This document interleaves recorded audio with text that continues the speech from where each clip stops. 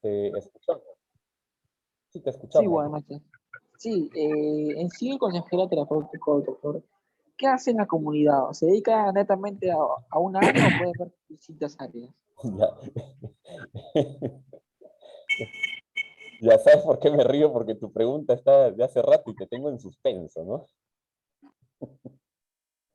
Pero te gana la ansiedad. Ya. Pero te sigo haciendo sufrir, ¿no? Bueno, No sé qué dirán tus compañeros de clase, pues te responderemos o no te responderemos. No sé, pues qué opinarán tus compañeros. Bien, te explico. Respóndale, respóndale. Le respondo, le vamos a responder.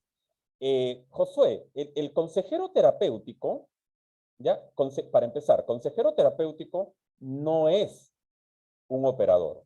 Un operador es una persona que está en el tratamiento, ¿ya? Y eso lo vas a ver más adelante, ya lo vas a ver más adelante en las fases del tratamiento residencial o internamiento, ¿ya? Entonces hay fases. Yo no sé, bueno, no juzgo ni cuestiono, pero la ley peruana, la ley colombiana, la ley mexicana, ¿verdad? Dice de que el operador, ya, y también como te lo dije, la Asociación Mundial de Comunidades Terapéuticas nos dice de que el operador o un operador es una persona que está en el tratamiento. El operador está en una fase dentro del tratamiento, que tiene menos de 1 año de limpieza.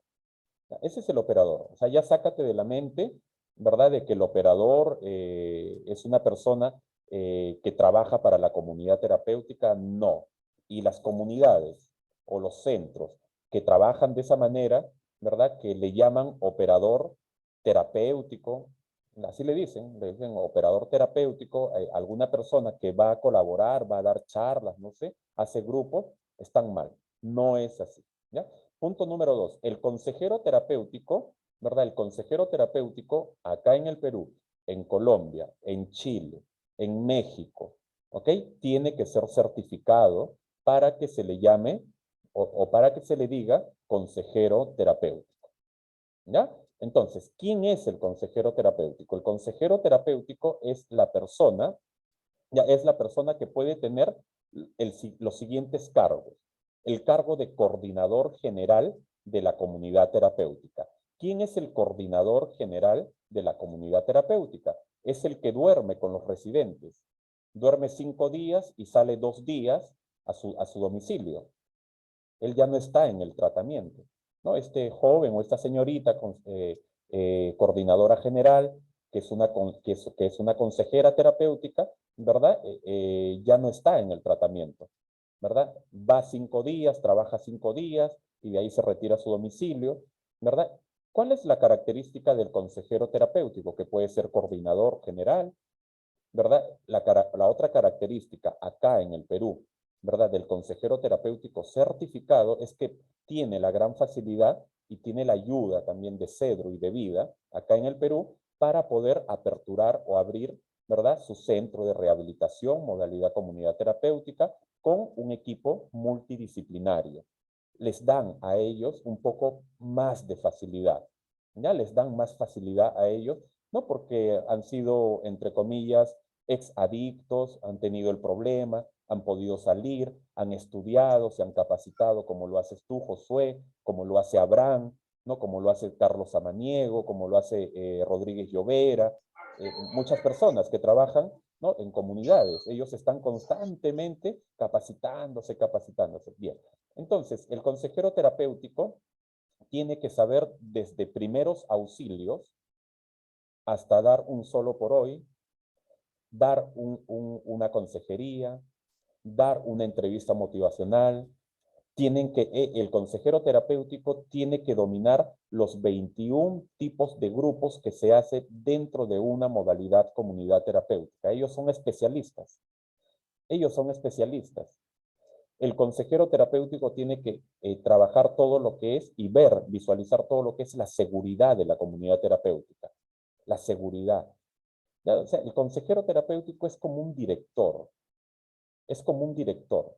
¿Ya? Ahora, Tanto en México, Josué, tanto en México, tanto en Colombia, en Chile, en Uruguay y acá en el Perú, ya el consejero terapéutico tiene que tener una codificación, tiene que tener un código, ya tiene que tener un código como lo tiene por decir, y que para variar no lo han ido a recoger, ¿no? Como lo tiene Abraham de Negri, ¿no? Como lo tiene, también lo tiene Erika Gamarra, ¿no? Personas que han hecho la anterior certificación.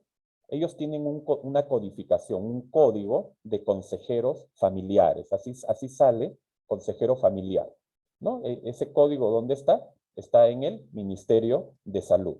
¿Por qué es importante eso? Porque cuando Fiscalía, el Ministerio Público, el Ministerio de Salud, van a hacer las supervisiones a las comunidades terapéuticas, ¿verdad? Que están en regla, ¿verdad? El consejero terapéutico tiene que, ¿verdad? Tiene que llenar todos los formatos de los trabajos que él como consejero terapéutico ha realizado. Ejemplo, Josué, presta atención, presta atención, presta atención. Ejemplo, tú como consejero terapéutico tomas la decisión, ¿verdad?, de hacer un grupo de confronto, ¿no?, al hermano Víctor Manuel Muñoz Santillán. Lo vas a confrontar, ¿ya? Entonces, si lo vas a confrontar, tiene que haber un formato. Ese formato tú lo tienes que llenar, tú lo tienes que firmar y lo tienes que sellar. ¿Dónde lo tienes que poner? Luego en la historia clínica del paciente, residente, cliente, usuario, Víctor Manuel Muñoz Santillán. Ahí en su historia clínica lo pones. Viene el Ministerio Público, Fiscalía o viene la supervisión del Ministerio de Salud. Ellos lo primero que hacen es revisar todas las historias clínicas. Y allí él va a encontrar, ¿verdad?, todo tu trabajo como consejero terapéutico certificado. Ahí va a encontrar el número de código que tienes como consejero familiar. Ese es el trabajo del consejero terapéutico en el Perú, en Colombia, en México y en otros países que tienen una ley. Es importante. ¿Ok? ¿Te quedó claro, Josué? Listo, bien. Erika Gamarra, buenas noches. Te escuchamos para continuar. Ah, sí, doctor, respecto a lo que usted decía que no hemos ido a recoger los códigos, solamente nos acercamos y los solicitamos. ¿En qué área? Ahí sí me agarraste, pero tienes que ir al mismo Ministerio de Salud. ministerio, sí, y tienes que ir con tu certificado. Ya. Sí. Y bueno, ahí preguntaré Y entonces. sí, ahí lo... Hazlo, Ya, doctor. hazlo de preferencia cuando ya saques este segundo certificado de nivel 2. Te lo Ya, sugiero. doctor. Listo. Bien, Ya, listo. doctor, está bien. Listo, Riquita. Bien, listo. Entonces continuamos. ¿Pero que no va a ser otro número o es lo mismo número, no? Es el mismo. Sí, es el mismo. Bien, listo. Entonces, eso es la diferencia de los chicos que recién ingresan, ¿verdad? Hablarles de situaciones de riesgo. Ya cuando los chicos estén en un estadio motivacional, ¿no?, de preparación, ya empecemos a hablar de estímulos de alto riesgo, de EAS, ¿no? Ahora, mira acá. Acá están las muy conocidas y muy habladas áreas de vida. Acá están las 10 áreas de vida. ¿Ya? Área familiar, área social de amistades, relaciones, área emocional, el área laboral, el área financiera, el área autoestima, cuidado de sí, de salud, el área afectiva, sexual de pareja, área académica, de estudios, capacitaciones, área recreativa o pasantía, el área espiritual, de valores, práctica de valores, de principios. Bien, si nosotros analizamos un poquito, una persona cuando empieza su consumo de sustancias psicoactivas, consumo de alcohol, qué sé yo, ¿verdad? Todas las áreas no están destruidas. Cuando pasa al consumo o al juego social, tampoco.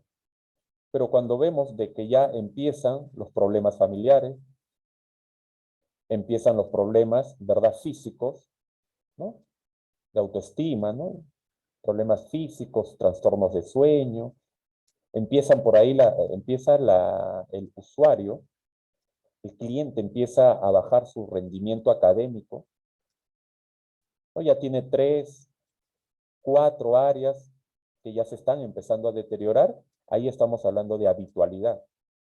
Mientras, cuando hablamos de síndrome de dependencia o enfermedad de adicción de dependencia, estamos ya hablando que más de 5 áreas ya están deterioradas.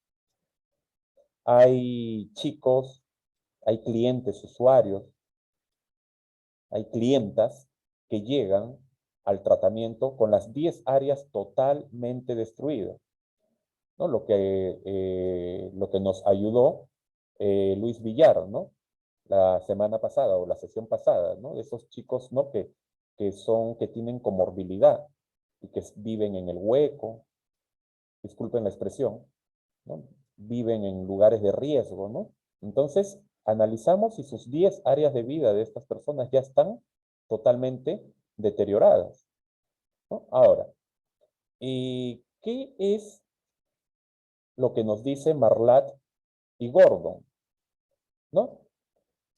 En que al usuario, cliente, hay que preguntarle en qué tipo de consumo él fue deteriorando sus diversas áreas de vida.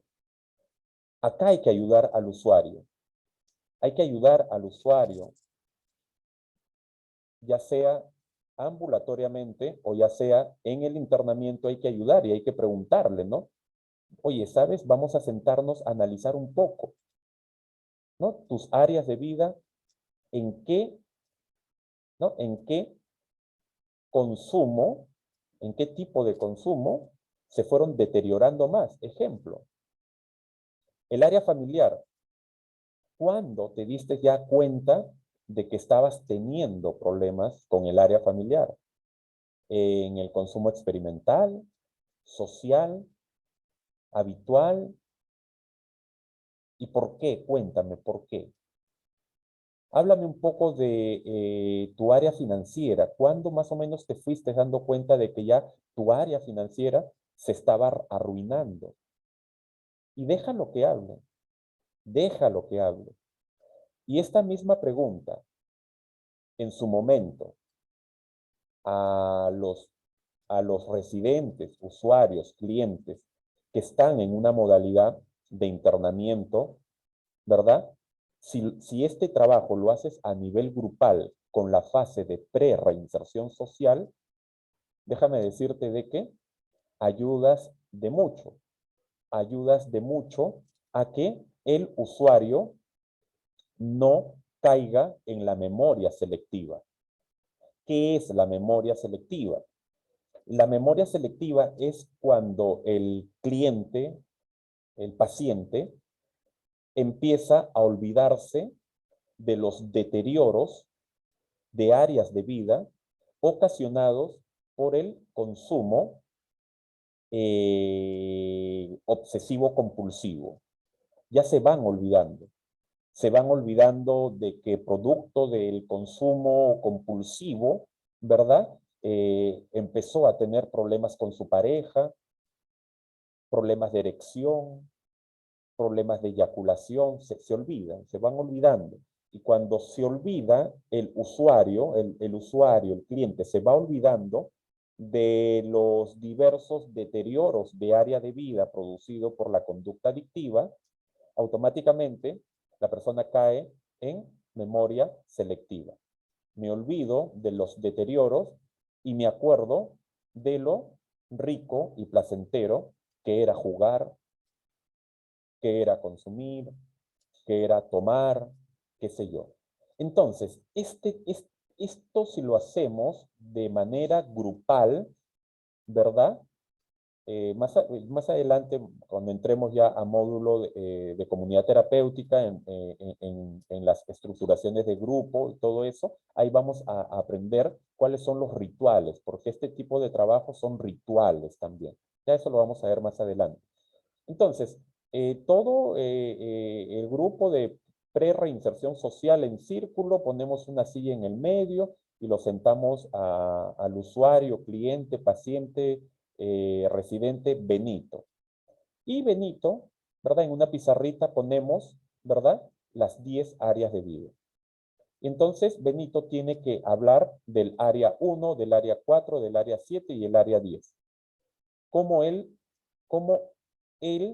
se empezó a dar cuenta en qué tipo de consumo fue deteriorando estas áreas enunciadas anteriormente.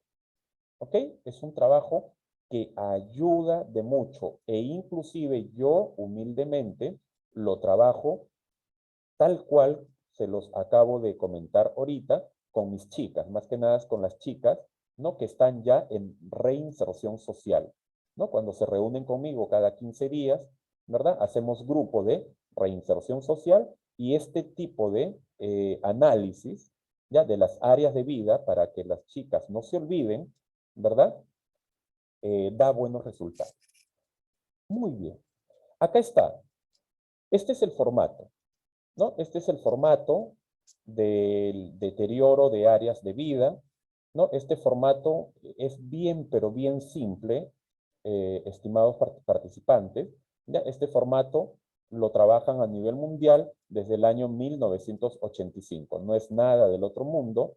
Esto tú lo puedes hacer, yo te lo voy a enviar también, pero lo puedes hacer más bonito, como tú quieras, ¿verdad? Y pones acá el área, y acá está, consumo experimental, consumo social, consumo habitual y adicción o dependencia, ¿no? Entonces, acá, el usuario, ¿qué es lo que va a hacer? Va a agarrar y va a visualizar área emocional y va a marcar, ya va a marcar en qué tipo de consumo, ya en qué tipo de consumo empezó a deteriorar el área emocional. Y lo va a comentar por qué él dice, por qué él aduce de que en el consumo habitual, empezó a deteriorar su área emocional. Acá lo tiene que poner chiquito. ¿Por qué? ¿Ok? Luis Villar, te escuchamos. Buenas noches. Levantaste la mano. Sí, buenas noches, Jorge. Buenas Jorge, noches, una consulta. sí, por favor. ¿En qué momento o cómo puedes tú o podemos nosotros sacar a concluir qué tipo de consumo es, ya sea experimental, social o habitual? Porque sabemos nosotros que los consumidores te van a decir es experimental, o sea, no consumí, no he llegado al social, no tengo problemas de esto, no tengo problemas del otro, pues lo sabemos por experiencia, ¿no? Entonces, ¿cómo podemos darnos cuenta qué tipo o cómo hay alguna forma de darnos cuenta y un test, un cuadro, no sé? Exacto. Bien. Nosotros, para empezar, los que laboramos en comunidades, ya lo que nos queda a nosotros clarito antes de un internamiento, por decir, es la entrevista con la familia. Y la familia te va a dar datos, ¿ok? Datos que nosotros ya sabemos que el usuario los va a negar. ¿Ya? Porque ya sabemos de que esa es una de las características, ¿ya? Del desarrollo de esta enfermedad. Entonces es importante primero los datos, ¿no? De la familia. Porque ningún tamizaje te va a resultar, porque el usuario los 60 primeros días y eso va a negar de que tiene un problema, ya va, o sea, se va a resistir a un cambio, va a querer irse a casa. ¿Ya? Entonces, el valor informativo de la familia ¿no? Al equipo terapéutico es importante. Ahora, ¿por qué desde el tiempo de Charles Dederich hasta el día de hoy, 2022, siempre la asistenta social dentro del equipo terapéutico multidisciplinario de una modalidad comunidad terapéutica, ¿verdad? Es importante su labor, porque justamente ella es la que va a recabar toda la información, ella es la que va a visitar a la familia, ella es la que va a visitar el lugar, ¿no? Donde vivió, ella va a visitar. Entonces ella va a sacar la información, tomando en cuenta de que muchas veces, producto de la coadicción, ¿no? Y de la vergüenza, que es parte de la coadicción, la vergüenza de la familia, a veces encubre, enmascara o camufla cierta información. Entonces está ahí la especialista. En esos casos el especialista no es el psicólogo, no es el consejero terapéutico, no es el director. ¿Quién es la especialista para sacar la verdadera información? Asistenta social. Los 60 primeros días, ¿verdad? Cualquier tamizaje que nosotros, o cuestionario, prueba, que nosotros podamos ponerle, ¿no? Al usuario para poder acentuarlo en algún tipo de consumo, ¿no? Puede ser, ¿verdad? Puede ser autoengañoso, o sea, nos pueden engañar. Por eso no hay nada mejor, ¿no? Que los datos informativos de la familia. Dos, importante, Luis, ya después de los 90 días, ¿no? Después de los 90 días, ¿verdad? Ya se pueden, ¿no? Se pueden practicar algunos tamizajes, algunos cuestionarios que les he pasado, inclusive hace un par de sesiones atrás, se puede empezar a practicar algunos de esos cuestionarios, analizarlos, a compartirlos con el equipo terapéutico, hacer cruce de información. Es muy bonito, pero casi después de 90 días, ¿ya? Es importante eso. Pero lo que nos debe quedar claro, pues, ¿no? De que basta de que el usuario, ¿verdad? Basta de que el usuario, él identifique y nosotros nos demos cuenta de que él ya tiene síndrome de abstinencia, es adicto. Así de simple. Tiene síndrome de abstinencia, es adicto. Le falta la sustancia, le falta el alcohol, le falta el juego y empieza el malestar, el mal humor, la irritabilidad y el usuario lo acepta o lo va aceptando de manera progresiva, ¿no? Dentro del tratamiento, entonces va a tener que él solo darse cuenta de que es síndrome de abstinencia y por ende, síndrome de abstinencia hay únicamente acá, en la enfermedad. Acá, en la habitualidad, no hay síndrome de abstinencia. En el social no hay síndrome de abstinencia. Experimental, mucho menos. ¿Ok? Muy bien. Y Otra pregunta. cuando trabajas Escucho. ambulatorio, también ese es trabajo del asistente, o lo Bien, puedes manejar tú como consejero. muy bien. Hay dos tipos de trabajo, ¿no? A nivel ambulatorio, ¿no? Ambulatoriamente, ¿verdad? Los usuarios pueden ir, ¿verdad? Pueden ir a los hospitales, que el Arco Herrera, que Ñaña, Revaliati, hospitales que tienen departamento de farmacodependencia. Ya, ahí trabajan pues con asistente social, trabajan psiquiatría, psicología, consejero terapéutico, ¿no? Un ejemplo, por decir un ejemplo. Te certificas y por ahí sale publicado, Hospital Revaliati necesita consejero terapéutico para el departamento de farmacología. Tú eres el primerito que tienes que ir a postular, ¿no? Entonces, es todo un equipo multidisciplinario que tienen estos hospitales. Pero también hay la otra forma, ¿no? Hay la otra forma. Lo que yo humildemente hago, ¿no? Desde hace unos años atrás. Yo doy mis servicios, ¿verdad? Como psicólogo, pero no lo doy solo. También tengo dos consejeras terapéuticas, aparte tengo una asistenta social. ¿Ya? Entonces, ¿qué podrías hacer tú o qué puede ser un consejero terapéutico? ¿Verdad? También juntarte, ¿no? Te juntas con una psicóloga, te juntas con una asistenta, ¿no? Con un psiquiatra, ¿no? Entonces hacen un equipito y empiezan, ¿no? Empiezan a atender. Entonces la atención va a ser más efectiva porque va a evaluar el psiquiatra de repente una vez al mes, ¿verdad? Va a tener cada 15 días con la psicóloga, ¿no? cada 15 días, 2 veces al mes con la psicóloga. Contigo como consejero terapéutico va a tener una vez a la semana, ¿verdad? Y a ello aprovechas y haces un grupo, de repente virtual o un grupo presencial, ¿verdad? Con tus pacientes. Entonces ya los vas reforzando. Y por otro lado, la asistenta social, ¿qué es lo que hace? Empieza a visitar, empieza a sacar información. ¿No? Entonces es un trabajo muy, pero muy lindo, muy hermoso. ¿Por qué? ¿Por qué yo lo llamo como, le digo hermoso? Porque se ven resultados, Lucho.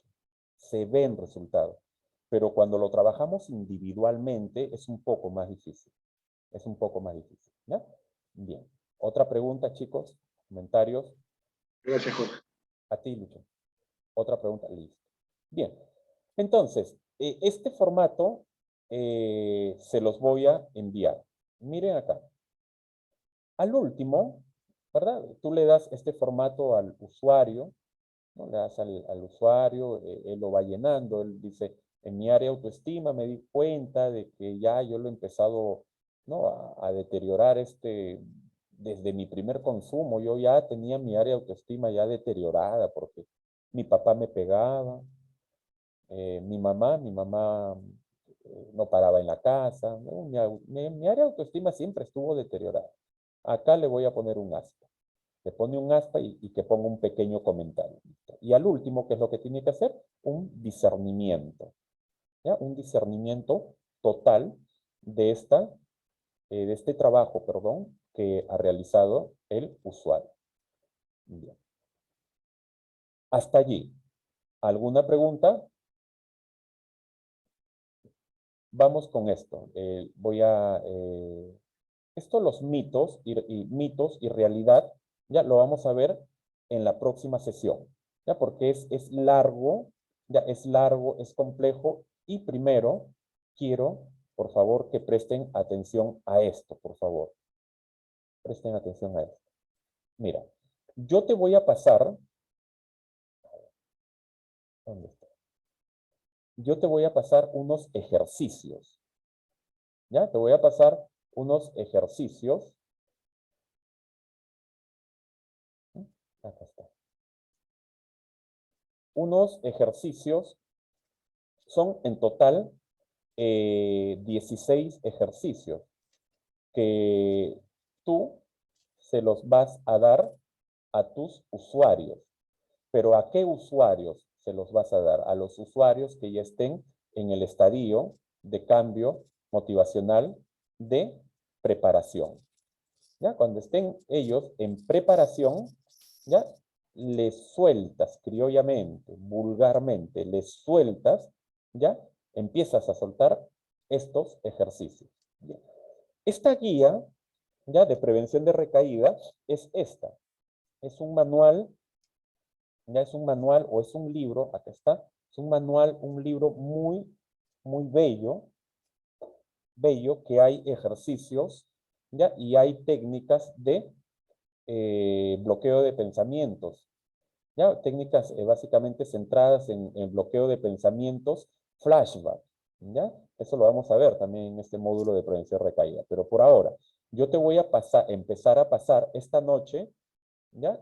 Hoy, sábado, más tardecito, terminando, te voy a pasar de los 17 ejercicios, te voy a pasar el día de hoy los 4 primeros ejercicios, ¿ya? Mira este primer ejercicio. Imagínate que este ejercicio 1 lo haga un usuario que recién está empezando el tratamiento, que está intoxicado. Entonces, estas preguntas lo va a movilizar. Partiendo de ahí, ya hay que ser muy cuidadoso. Es por eso de que estos ejercicios que yo te voy a pasar, hoy día te voy a pasar los 4 primeros ejercicios, ¿ya? En la otra sesión te voy a pasar 4 más y así progresivamente hasta pasarte los 17 ejercicios. ¿Ya? Esto es básicamente para preparación, para estadio de preparación. Ya los chicos que tienen de 9 meses para arriba. ¿Ya? Entonces, es un ejemplo. Ejercicio 1.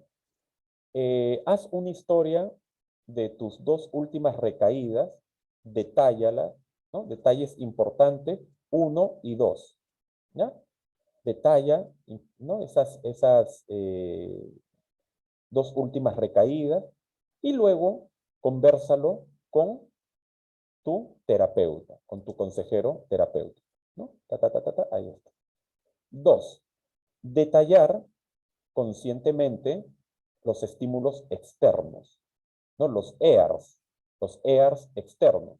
Los EARs externos, ¿verdad? Son todos aquellos estímulos de riesgo que el usuario, ¿verdad?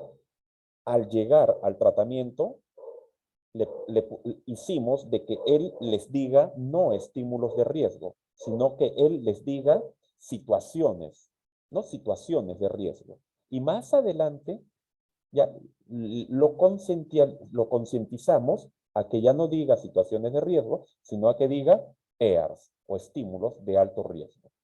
Esos estímulos de alto riesgo externos, que quede claro, estimados participantes, esos estímulos de alto riesgo externos, EARs externos, tiene que ver siempre con los 5 sentidos. Visión, escucho, gusto, tacto. ¿Ya? Entonces, tiene que ver con mis 5 sentidos. Olfato. Ejemplo, un EARS para... A ver, voy a presentar la siguiente situación. El olor a cerveza, ¿verdad? El olor a cerveza. Entonces, para el usuario X, no es un estímulo externo, un estímulo de riesgo externo, porque él huele la cerveza y le da igual. Y nos hacemos la pregunta, ¿y él es dependiente, adicto a qué? Bueno, él es dependiente, es adicto, ¿no? Dependiente al juego, es ludópata. Ah, ya. Pero cuando huele la cerveza, el usuario XY se moviliza, se activa y le dan ganas. Y preguntamos, ¿y él es adicto a qué? Él es alcohólico. Ya. Entonces, las situaciones de alto riesgo para algunos es una situación de alto riesgo externo, pero para otros no lo son. Entonces, hagamos lo posible de no glorificar, ¿no? Hay situaciones de riesgo para algunos y hay situaciones de riesgo para otros y hay situaciones de riesgo que no va a afectar a alguna población. Es según a lo cual se sea dependiente. ¿Ya? Eso debe quedar claro. Acá dice, detallar conscientemente los estímulos externos. ¿Ya? Entonces acá el usuario tiene que detallar todos los estímulos externos, ¿ya? Que él piense que han habido en estas 2 últimas recaídas que anotó acá. Acá anotó sus 2 últimas recaídas y acá le está pidiendo, ¿verdad? Que detalle los estímulos externos de estas 2 recaídas. 3, dice desarrollar una lista de algunos factores comunes en mi conducta, mínimo 10. Paciencia, quizás recuerdes poco o estén entrelazadas unas con otras. Solo escribe todo lo que puedas. ¿Qué quiere decir esto? Nos dimos cuenta que para que esta persona haya recaído en estas 2 últimas oportunidades, ha tenido que haber, disculpen chicos, ha tenido que haber ciertas conductas inadecuadas, deslices conductuales. Ha tenido que ver. Anote usted esos deslices conductuales. A continuación, escribe la historia de tu propia recaída, incluye los eventos que te llevaron a ella, etc, etc. Y acá se continúa. Para usted, ¿qué hace recaer a la gente? ¿Ya? Esto es como ya un análisis final del usuario. Bien, entonces, yo les voy a enviar a ustedes en esta noche los 4 primeros ejercicios. ¿Ya? No lo trabajen los que trabajan básicamente con usuarios, ¿no? En la modalidad comunidad o TEO comunidad, no lo trabajen con los usuarios, con los pacientes que recién estén empezando el tratamiento. ¿Ok? Vamos con el tercer enlace y último enlace. ¿Alguien tiene alguna pregunta hasta allí? ¿Preguntas o comentarios? ¿Preguntas o comentarios? Padrino, Sí, padrino. sí, Carlitos Mire, Samaniego. lo que pasa es que aquí nosotros en Ecuador trabajan 6 meses el tratamiento. Entonces, acá yo tendría que trabajar con los usuarios ya de 5 meses antes de que ellos salgan. Está Bien. bien, ¿no? No, escúchame. Bien, muy buena pregunta. Si el tratamiento, si el tratamiento es de 6 meses, entonces lo que yo te sugiero, ¿no? Lo que yo te sugiero es de que puedas acelerar, puedas acelerar las herramientas, ¿no? O los procesos que se realiza en cada etapa. Y eso lo vamos a ver más adelante, porque ¿se acuerdan ustedes? Nosotros nos hemos quedado en la rueda de cambio motivacional, pero nos hemos quedado en los procesos. Ya esos procesos, en tu caso tuyo, Carlos, ¿no? Que el programa o el tratamiento residencial es de 6 meses, esos procesos tienes que trabajarlos más rápido y más a presión. Los procesos. ¿Ya? Los procesos. ¿Ya? Es importante. ¿Ya? Bien.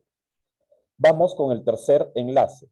Sí, Rubén Calvo, vamos con el tercer enlace, Rubencito, y vamos con la pregunta de Rubén. ¿Ya? Vamos con el tercer enlace que ahorita me cortan Zoom. ¿Ya? Tercer enlace, por favor. Ok, doctor, gracias. A ti, Rubén.